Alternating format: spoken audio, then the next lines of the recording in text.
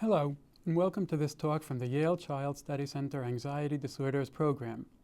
In today's talk, we'll look at cognitive behavioral therapy for child and adolescent anxiety disorders and at how to successfully implement that treatment with children suffering from anxiety.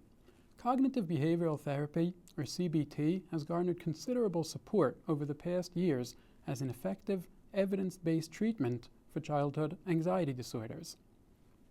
But what goes into actually doing a CBT, and what are the kinds of things a child is likely to experience over the course of treatment?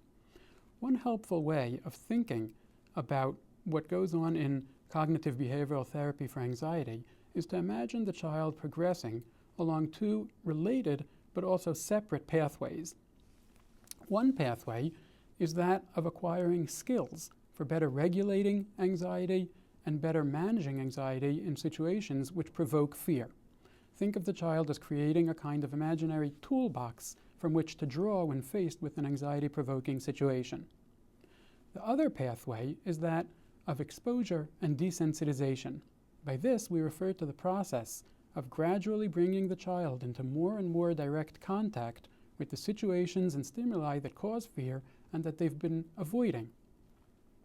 Exposure and desensitization are an important part of CBT for anxiety, and we'll talk about them in another lecture. But what are some of the skills that a child is likely to learn over the course of CBT? Think of the four-component model of anxiety, including the cognitive, behavioral, emotional, and physiological aspects of the anxious response.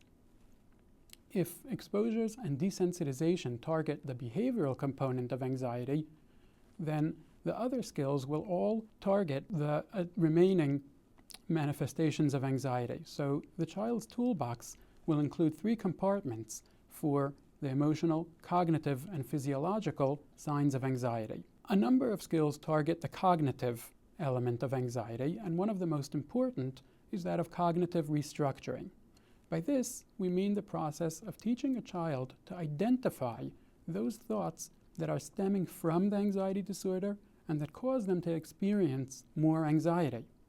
The child will learn to identify those thoughts and to challenge them by asking questions about the accuracy of the thought or the truthfulness of what anxiety is telling them. And they'll also learn to formulate alternative cognitions or other thoughts that could compete with those coming from their anxiety disorder. For example, a child with social anxiety disorder who's having lunch in a school cafeteria might see some children laughing at a nearby table and might automatically have the thought, they're laughing at me. That thought, stemming from the anxiety disorder, is likely to cause increased distress and anxiety and will increase the probability that the child will avoid the public lunchroom in the future. In cognitive restructuring, the child will learn to ask questions such as, is it really certain that they're laughing at me? Or does every child who's laughing have to be laughing at me? Even a child with a significant anxiety disorder is likely to be able to recognize that not all laughter has to be directed at them, and could then be encouraged to formulate alternative cognitions, such as they might be laughing at a joke they shared, or maybe they're remembering something funny that happened earlier. Even if the child isn't yet ready to believe that those alternative hypotheses are the correct ones, just by identifying the thought as coming from anxiety and by formulating these possible alternatives, the child is already making progress and will be able to draw from that experience in future anxiety-provoking situations.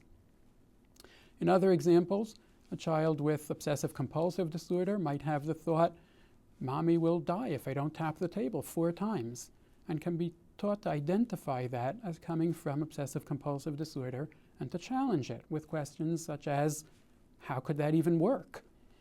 And the child could formulate an alternative, such as, that's just my OCD talking. Or a child with panic disorder who has the thought, I'm dying, when they feel their heart racing, could be taught to come up with an alternative, such as, this is just the signs of my panic disorder. It's just anxiety. In treatment, a therapist might ask a child to chart and even journal their anxious thoughts over the course of a week. They will identify the thoughts coming from anxiety and formulate alternatives. With a younger child, This kind of cognitive restructuring might take the form of play, such as an imaginary boxing match between anxiety and logic. By taking the role of logic, the therapist can model to the child the kind of alternatives that the child will then be able to use when formulating alternatives to their own anxious thought. So, for example, a young child might say to the therapist, "You're going to get very sick," taking the role of anxiety.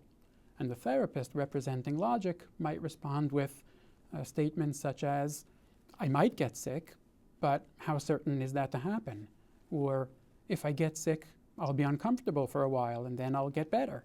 Or even, "My parents can take care of me if I get unwell." Another skill that fits into the cognitive compartment of the anxiety toolbox is that of using the imagination or guided imagery to reduce anxiety. Children, parents, and even therapists are often astounded at the power of imagination in lowering anxiety. But it helps to keep in mind that anxiety is really coming from imagination in the first place. After all, anxiety is all about imagining bad things happening. So it makes sense to combat anxiety in its own natural domain. There are any number of ways to use the imagination to lower anxiety, and a lot of them focus on helping a child to visualize the thought that's provoking the anxiety growing more and more distant. Children can do this, for example, by imagining a field, perhaps a green field with trees all around and the smell of freshly cut grass in the air and a light breeze and a blue sky overhead. And then the child can be encouraged to imagine a hot air balloon gently drifting over the field, and the child could place their anxious thought in the basket under the hot air balloon and watch as it slowly drifts away from them, growing more and more distant until it's only a tiny speck of color on the blue sky. When the hot air balloon disappears completely from view, taking the anxiety thought with it, it's often remarkable how much the anxiety has gone down. Other ways to visualize a thought going more and more distant could be, for example, a child thinking of their own mind as a kind of crowded train station with people jostling about and trains pulling in and bringing with them anxious thoughts. Even a young child can understand that standing on the tracks of a train station and trying to block a train from coming in is not a healthy strategy. But they can also be taught that you don't need to block the train, because if you just wait a minute or two, all trains will eventually pull out of the station and leave, taking the anxious thought with them, and they can watch as again the thought goes further and further in the distance.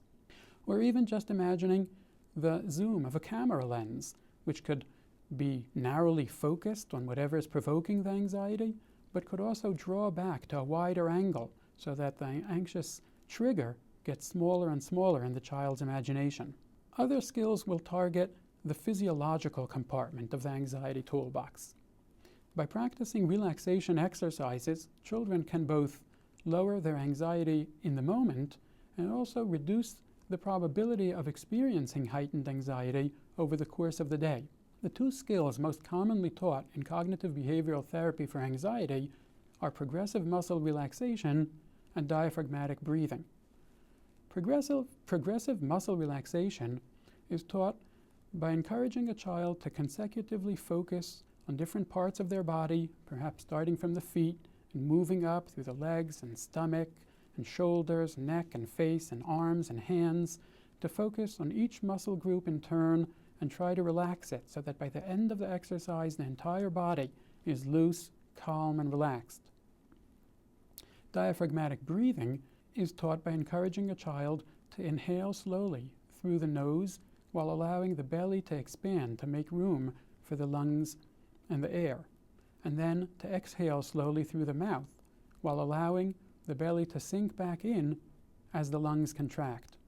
This kind of diaphragmatic breathing is a powerful signal to the brain that everything is safe, and even 1 or 2 minutes of successfully breathing in this way can bring about dramatic reduction in anxiety.